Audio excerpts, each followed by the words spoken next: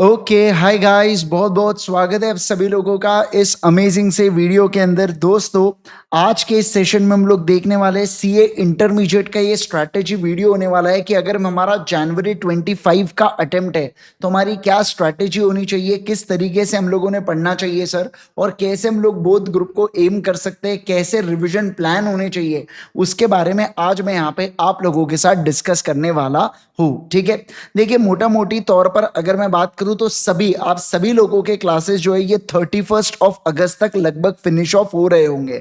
कुछ लोगों के क्लासेस ऑलरेडी अभी तक खत्म हो चुके होंगे, तो उन्होंने अपनी पढ़ाई स्टार्ट कर दी होंगी, या कभी कभार किसी के कुछ बैकलॉग वगैरह होते हैं तो आप लोगों भी बैकलॉग को कवर कर रहे होंगे, राइट। तो मान लीजिए 31 अगस्त तक पूरी क्लासेस हो जाती है समाप्त, तो उसके बाद आपके पास सितंबर, अक्टूबर, नवंबर एंड दिसंबर ऐसे 4 महीने आपको मिलते हैं अपनी प्रिपरेशन करने के लिए। देखिए जनवरी के अंदर भी 10 से 12 जनवरी को आपकी एग्जाम्स चालू होंगी, बट उसको हम लोग गिनते नहीं है क्योंकि 4-5 दिन पहले से आप अपनी पहले सब्जेक्ट की पढ़ाई चालू कर देते हो। फिर उसके अलावा 3-4 दिन थोड़ा सा आपको मिलता है, बट ठीक है, हम उसको अपन इसमें नहीं लेंगे। ठीक है, तो लगभग लगभग आपके पास है भी 4 महीने पढ़ाई करने के लिए। तो किस तरीके का अप्रोच हमारा होना चाहिए, कैसे हम लोगों ने पढ़ना चाहिए, आइए मैं आपको बताता हूँ। देखिए, सबसे पहले अगर मैं कहूँ ना तो 6 AM से लेके 9 AM तक, यानी कि ये जो सुबह का 3 घंटा है। अब देखो, अगर आप सुबह पढ़ते हो तो आप सुबह का स्लॉट लीजिएगा, अगर आप रात में पढ़ते हो तो आप रात का स्लॉट, आप आपके हिसाब से टाइमिंग को चेंज कर सकते हैं इसके अंदर। ठीक है, अब जैसा आपको ठीक लगे वैसा करना है। ऐसा कुछ नहीं होता कि सुबह पढ़ा तो ही इंसान पास होता है करके, ऐसा कुछ भी नहीं है। आप अपने हिसाब से जब आपको लगता है कि आपकी पढ़ाई बहुत अच्छी होंगी वैसा स्लॉट आप यहाँ पे डिसाइड कीजिएगा पढ़ाई का। ठीक है, तो देखो मैं अगर बात करूं, ये मैं मेरे टाइम टेबल के हिसाब से आपको बता रहा हूं कि मेरे को अगर सुबह का जमता था तो मैं ऐसा वाला स्लॉट यहाँ पे रखता था। ठीक है, 6 AM से लेकर 9 AM तक आप यहाँ पे लॉ और ऑडिट, क्या कहा मैंने, बोलो, लॉ एंड ऑडिट पढ़ोगे, और ये आप पूरे के पूरे 4 महीने पढ़ोगे।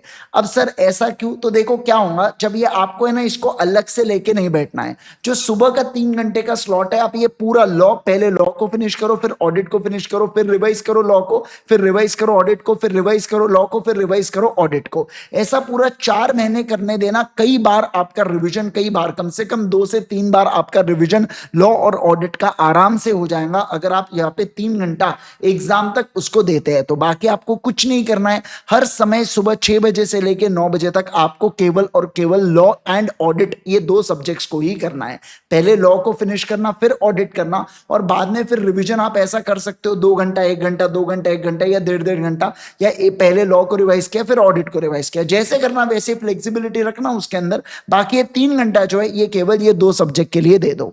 अब बचते अपने पास 4 सब्जेक्ट है बेटा। ठीक है, देखो अब इसके लिए अपने पास सुबह 9 बजे से लेके शाम में 9 बजे तक का टाइम स्लॉट है। अब मैं यहाँ पे अज्यूम कर रहा हूँ कि आप लोगों का बीकॉम जो है ये रेगुलर कॉलेज नहीं है, क्योंकि रेगुलर कॉलेज के साथ आपका मैक्सिमम टाइम तो बीकॉम में ही चले जाएगा, तो फिर आप पढ़ोगे तो आपने बहुत सी बार बच्चे पूछते भी, तो मैं हमेशा कहता हूँ कि आपने बीकॉम जो है ना वो दूसरा करस्पॉन्डेंस वाला, जहाँ पे आपको रेगुलर नहीं जाना पड़ता है कॉलेज में, वो आपने लेना चाहिए। तो वो वही बीकॉम आप लोगों ने यहाँ पे करना है। ठीक है ना, तो देखो क्या मतलब करना चाहिए। अब जिन्होंने सिलेक्ट कर लिया वो तो क्या कर सकते हैं। ठीक है, तो अब देखो यहाँ पे सर 9 AM से लेकर 9 PM तक यहाँ पे आपके मल्टीपल स्लॉट्स क्रिएट होंगे। सबसे पहला जो फर्स्ट रिवीजन आपकी होंगी ना बेटा, वो थोड़ा सा ज्यादा दिन लगाने वाली है, तो आपको लगभग मिलेंगे 20 दिन पहली रिवीजन करने के लिए ऑडिट और टैक्स के। जी हाँ, मैंने क्या कहा, ऑडिट और टैक्स के रिवीजन करने के लिए आपको 20 दिन मिलेंगे। 1 से लेके 20 सितंबर तक आप सुबह 9 बजे से लेके शाम में 9 बजे तक आप डिवाइड करेंगे टाइम को। मैं आपको स्लॉट्स बताऊंगा आपको क्या क्या करना है करके, और उसके बाद आप यहाँ पे अकाउंट्स और लॉ को रिवाइज करेंगे। ठीक है ना, यस सर। अब देखो क्या, फिर अगले जो 20 दिन होंगे यानी कि 21 सितंबर से लेकर 10 या 11 अक्टूबर तक आप कॉस्टिंग और एफएमएसएम को निपटाएंगे। कोशिश करना इसको खत्म करने की। मान लो अगर इस स्लॉट में नहीं होते तो और 5 दिन मैंने आपको दिया हो, जितने भी टॉपिक्स आपके बचे हुए हैं ना, वो बचे हुए टॉपिक्स को फिनिश करने का।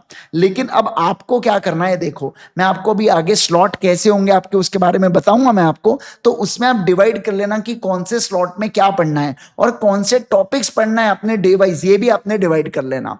मैं आपको एक बात बताऊं, जब आप टैक्स पढ़ेंगे ना तब आप कॉस्टिंग के बारे में मत सोचना, जब आप अकाउंट्स पढ़ेंगे तब एफएम के बारे में मत सोचना, दूसरे सब्जेक्ट के बारे में मत सोचना। जिस समय आप जो पढ़ रहे हो आपका फोकस केवल और केवल उसी सब्जेक्ट के ऊपर होना चाहिए। मैक्सिमम लोगों की पढ़ाई केवल इसी कारण नहीं होती है कि वो लोग जो पढ़ रहे हैं वो पढ़ते नहीं है, वो दूसरे सब्जेक्ट के बारे में सोचते हैं, और जब वो दूसरा सब्जेक्ट पढ़ने जाते हैं तो ये पहले सब्जेक्ट के बारे में सोचते हैं। तो ऐसे फालतू हरकतें नहीं करेंगे, फोकस अपना उसी सब्जेक्ट के ऊपर रखेंगे जिसकी आप तैयारी कर रहे हो। ठीक है, ओके सर। अब देखो, अब ये हुआ यहाँ पे आपका तो लगभग लगभग 15 अक्टूबर तक आपका एक रिवीजन होना ही चाहिए, बाय इफ और बाय हुक और क्रुक आपके होने ही चाहिए। फिर आप एक तो रात में नींद का टाइम जो मैंने 9 PM से लेके सुबह 5 बजे तक आपको दिया हूँ यहाँ पे, थोड़ा देखो यार 7-8 घंटे की नींद, किसी को 7 घंटे की नींद लगती है, किसी को 8 घंटे की लगती है, तो बस उससे ज्यादा नहीं है। बोले मेरे को 10 घंटे, तो एक काम कर तुम सो लो, अटेंडेंस दो फिर, है ना। तो ऐसे केस में उससे ज्यादा नहीं, बहुत हो गया 7 घंटे, मैं मतलब बहुत ज्यादा बोल दिया मैंने, उससे 6.5 घंटे, 6-6.5 घंटे इनफ होते हैं पढ़ाई के वक्त, ठीक है ना। तो आपने उतना करना है। देखो कभी कभार क्या होता है, बच्चा दोपहर में नैप लेता है, तो मुझे ऐसा लगता है कि आपने दोपहर को नैप अवॉइड करना चाहिए एग्जाम पीरियड में या प्रिपरेशन के वक्त। नहीं तो क्या होता है, अपने को आदत लग जाती है दोपहर में सोने की, और उस चक्कर में आप अपना पेपर भी तो 2 से 5 का ही होता है बेटा, है ना। तो वो समय अपना ब्रेन सबसे ज्यादा एक्टिव होना चाहिए, है ना। तो ऐसे केस के अंदर दोपहर में सोने की आदत मत रखिएगा, एटलीस्ट अपने प्रिपरेशन के दरमियान, ठीक है, ओके। अब उसके बाद देखिए क्या, फिर 15 अक्टूबर से 30 अक्टूबर तक यहाँ पे आपको 15 दिन ही मिलेंगे रिवीजन करने के लिए। क्यों 15 दिन मिलेंगे? क्योंकि आपने एक बार रिवाइज कर लिया है, तो आपका रिवीजन यहाँ पे फास्ट होगा कंपैरेटिवली। तो ये 15 दिन में आप अकाउंट्स और टैक्स को निपटाएंगे, फिर ये जो 15 दिन है कॉस्टिंग और एफएमएसएम को निपटाएंगे, और उसके बाद जो बचे हुए 15 दिन है ना, ये आप यहाँ पे आप टेस्ट को शेड्यूल करेंगे। मतलब टेस्ट कैसे देंगे आप, जैसे एग्जाम में कैसे होता है, आज अकाउंट्स दिया, फिर उसके बाद अपन 1.5 दिन के गैप के बाद अपन ने लॉ दिया, 1.5 दिन के गैप के बाद टैक्स दिया। तो जो सितंबर का एमटीपी हुआ है ना बेटा, ये सितंबर की एक एमटीपी उठाना और अपने लिए पूरे शेड्यूल कर देना टेस्ट के माध्यम से। तो ये 15 दिन आपने अलग कर दिया टेस्ट के लिए। 15 दिन नहीं लगेंगे, 12-13 दिन ही लगेंगे, बट ठीक है। पहला पेपर ऐसे 18 तारीख वगैरह का रखना, और उसके अनुसार पूरा 30 नवंबर तक आपकी टेस्ट हो जानी चाहिए, जहां पे 1.5 दिन में आप पढ़ के टेस्ट को अपीयर कर रहे हो। ये बहुत बेस्ट तरीका होता है समझने का कि कहां पे मेरे कैलकुलेशन गलत हो रहे हैं, कहां पे कहां पे मैं स्लो हो रहा हूं, मुझे क्या दिक्कतें आ रही है। ये सब चीजें आपको एमटीपी से पता चलती है ना। तो देखो ये आप अपने अटेम्प्ट में ही यहाँ पे प्लान कर लेना बेटा। देखो क्या होता है, बच्चा है ना टेस्ट सीरीज नहीं देता है, आप मैं बताऊं, और इसी के कारण एग्जाम में पैनिक होता है और चीजें गड़बड़ होती है। जब मैं आपको मेरा ही एग्जांपल बताता हूँ, बाकी और कहीं क्यों जाना, है ना। जब मेरा सीए फाइनल का जब फर्स्ट अटेम्प्ट में मेरा नहीं निकला था, क्लियर नहीं हुआ था, तो कहीं ना कहीं मुझे ऐसा लगता है टेस्ट सीरीज मैंने जो नहीं दिया था ना, वो वन ऑफ द रीजन था। लेकिन जब मैंने अगले अटेम्प्ट में टेस्ट सीरीज दिया तो मुझे पता था मुझे कौन से समय क्या सॉल्व करना है, कहाँ पे कितना कितना समय जाता है। मुझे पता था मुझे टैक्स में अगर समय लग रहा है सॉल्व करने के लिए, तो पहले से मुझे स्पीड थोड़ी सी फास्ट रखना पड़ेगा। तो ये बहुत कुछ चीजें आपको सिखाता है टेस्ट सीरीज। और पूरी एग्जाम जैसी कंडीशन बनाना, 145 को बराबर पेपर लेके उसको रीड करना, एंड देन फिर 2 से 5 बजे तक आप क्या करेंगे, उसको सॉल्व करेंगे, ठीक है। फिर 1 दिसंबर से 31 दिसंबर को अपनी थर्ड रिवीजन प्लान कीजिएगा बेटा, और ये आपकी सबसे क्रूशियल रिवीजन रहेंगी जो टेस्ट के बाद होंगी। टेक्निकली आपकी 4 रिवीजन हो गई होंगी, क्योंकि टेस्ट प्रिपरेशन के वक्त भी आपने 1.5 दिन में सब्जेक्ट पढ़े होंगे, तो आप मैक्सिमम तो रिवाइज कर जाओगे उसके अंदर, ठीक है। अगर रिवाइज नहीं कर रहे हो तो थर्ड रिवीजन में आपको समझेगा कि यार ये टॉपिक्स मेरे रिवाइज नहीं हो रहे थे, उसको कैसे पढ़ना है करके, है ना। हालांकि जब मैं आपको लॉ और ऑडिट पढ़ा रहा था तो मैंने आपको अपने हैंड रिटन नोट्स इसीलिए बनवाए थे क्लास के अंदर, ताकि आप लोग क्या कर पाओ। आपको बोला भी था ये आपको 1.5 दिन में रिवाइज कराने में बहुत ज्यादा मदद करेगा, है ना। यस, तो वही सब सेम चीज है बेटा कि थर्ड रिवीजन में आपको अगेन 15-15 दिन का स्लॉट मिलेगा 4 सब्जेक्ट को रिवाइज करने के लिए, और सुबह के स्लॉट में तो आपका ऑलरेडी लॉ और ऑडिट चल ही रहा है। तो ये बहुत ही प्रॉपर रिवीजन स्ट्रैटेजी है 4 महीने के हिसाब से। लिटरली मैं बता रहा हूँ जनवरी स्टूडेंट्स वालों, आप लकी हो बेटा कि आपको ज्यादा समय मिला है प्रिपरेशन के लिए। प्लीज इस प्रिपरेशन के समय का थोड़ा सा ज्यादा प्रयोग कीजिएगा, इसको ज्यादा मतलब इसको ये कीजिए। अब सर हमको तो दिवाली भी मनाना है, हमको दशहरा भी मनाना है, तो आहिस्ते बोलेंगे तुम एक काम करो, तुम इस बार दिवाली मना लो, अगले दिवाली खराब कर लेना।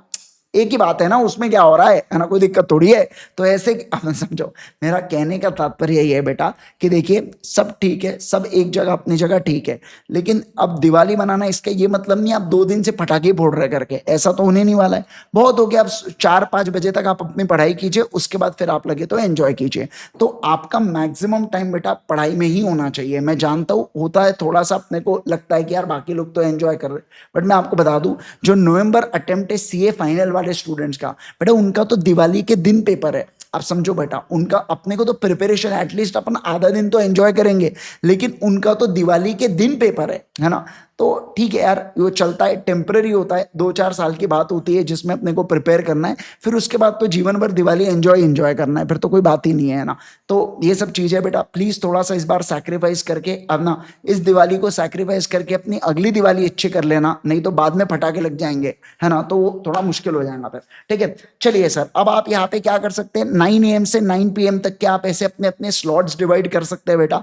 मैंने एक एग्जाम्पल यहाँ पे दे के रखा हूँ, आप ऐसे 2 घंटा 2.5 घंटा 3 घंटे के स्लॉट्स डिवाइड करके रखिएगा, और आपको अकाउंट्स टैक्स आपको जैसे पढ़ना है आप वहां पे डाल सकते हैं, या कॉस्टिंग एफएमएसएम जैसा पढ़ना है आप वैसा यहाँ पे डाल सकते हैं। ठीक है ना।